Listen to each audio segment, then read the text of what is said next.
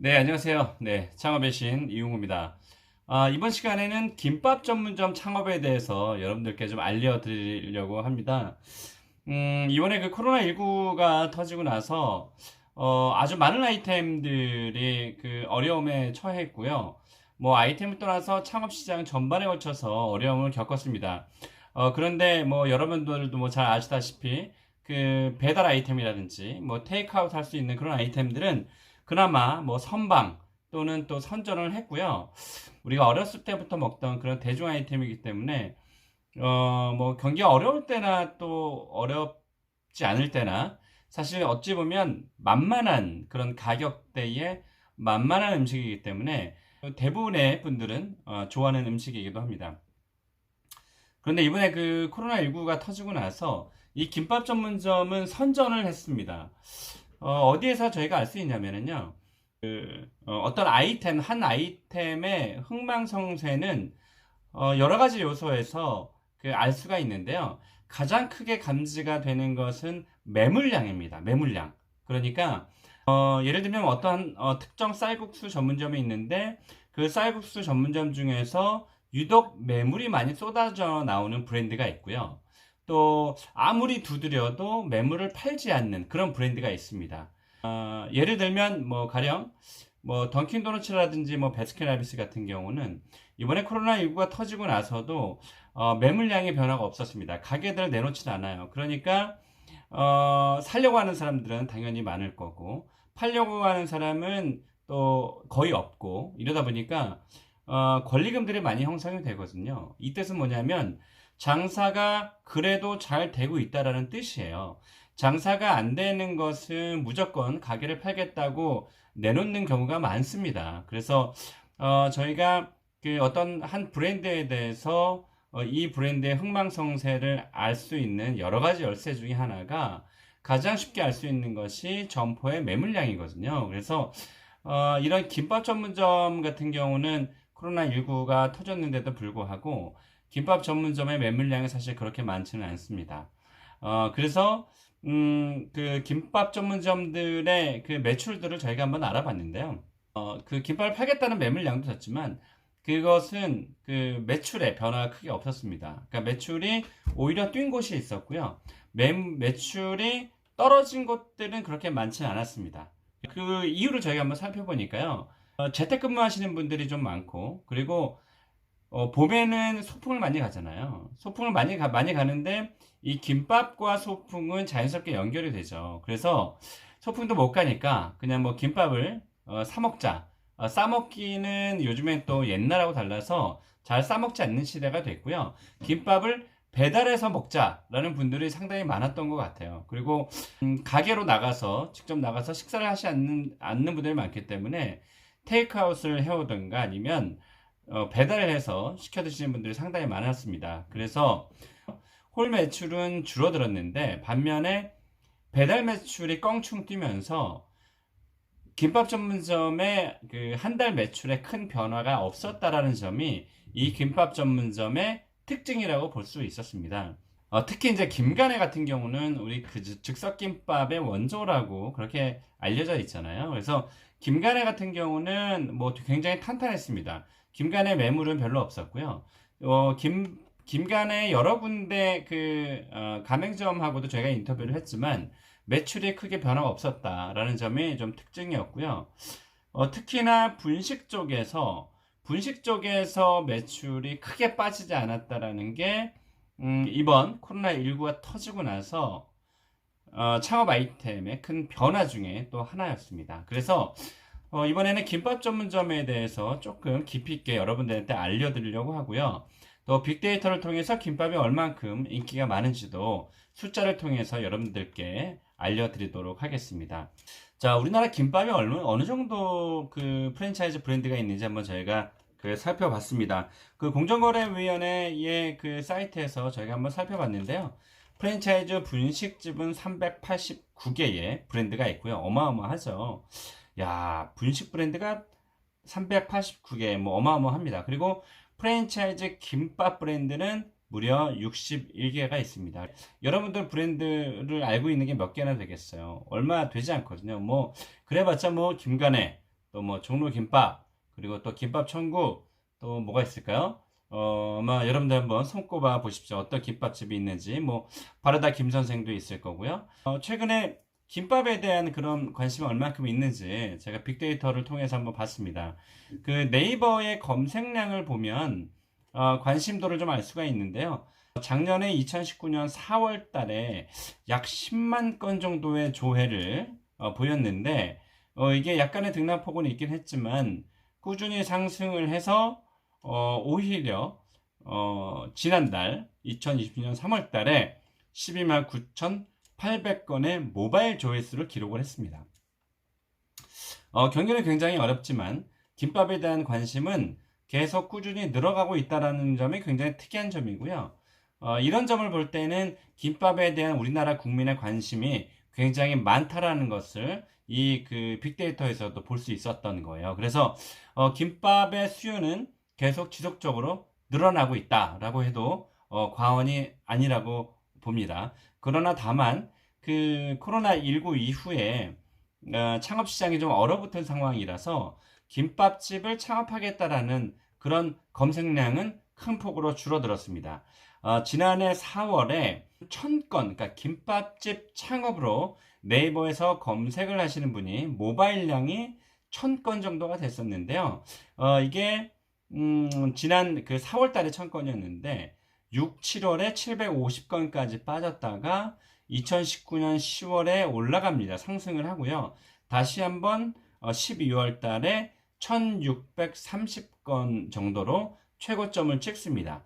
그러고 나서 1월 달에 코로나19가 확산이 되면서 검색량이 쭉 떨어집니다. 그래서 2020년 2월까지 쭉 떨어졌다가 다시 2020년 3월에 소폭 상승을 하지만 2019년 12월에 1630건이었던 것이 불과 1, 2, 3개월 만에 500건이 빠집니다. 1110건. 이것은 코로나19의 여파라고 보여줄 수 있는 겁니다. 그래서 3월달에 다시 소폭 좀 상승을 했는데요.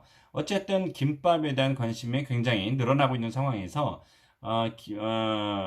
국민들의 김밥에 대한 사랑은 계속 지속되고 있다라고 보시면 될 것 같고요. 또 분식을 제가 한번 봤습니다. 분식에 대한 관심은 또 얼마큼 있을까? 김밥은 이제는 주식의 개념인데 아직도 김밥을 분식의 개념으로 이해하고 계시는 분들이 계시고요.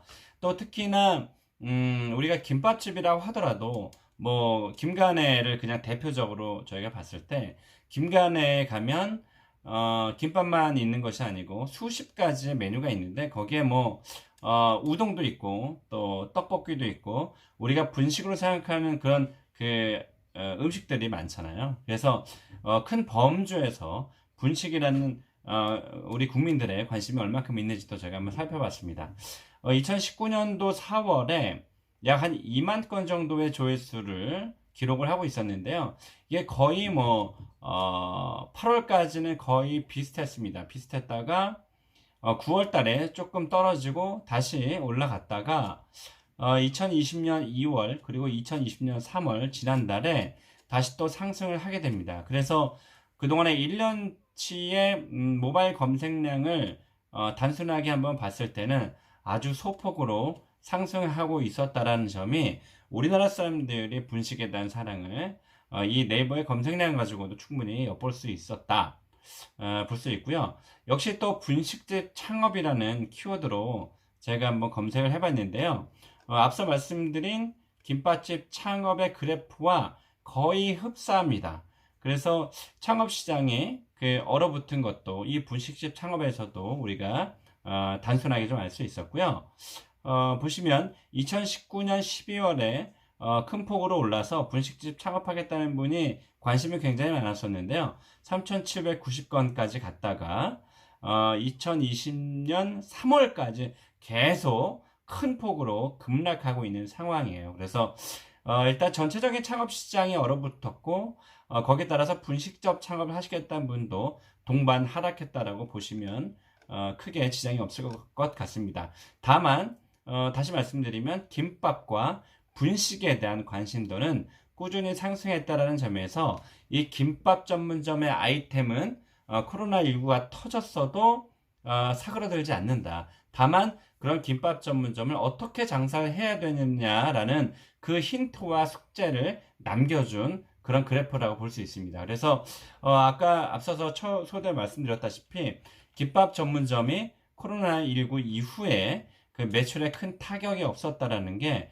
이 데이터를 통해서도 우리가 충분히 알 수 있었다라고 보여집니다.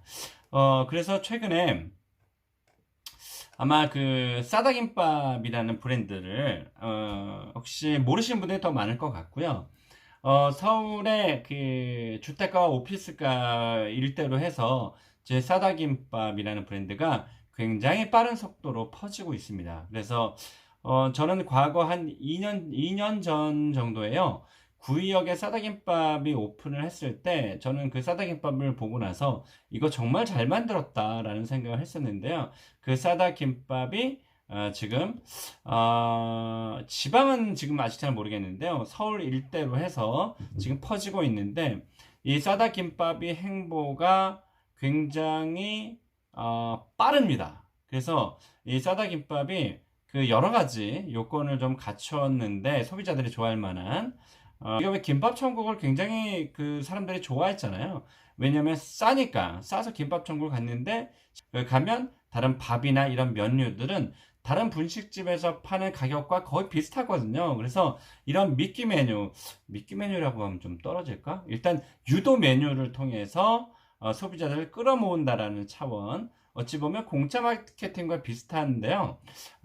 그렇게 해서 김밥 천국이 떴거든요. 그런데 이번에 이 싸다 김밥은 김밥 천국과 거의 비슷한데 디자인면이라든지 서비스, 푸드 스타일링 뭐 이런 것들이 세련되게 나타났어요. 그런데 과거 김밥 천국과 교차가 되거든요. 그런데 다만 디자인 면에서 굉장히 예뻐졌다라는 차원이 김밥 천국과 좀 다른 면입니다. 싸다김밥은 가장 싼 김밥이 그 2,500원인데요.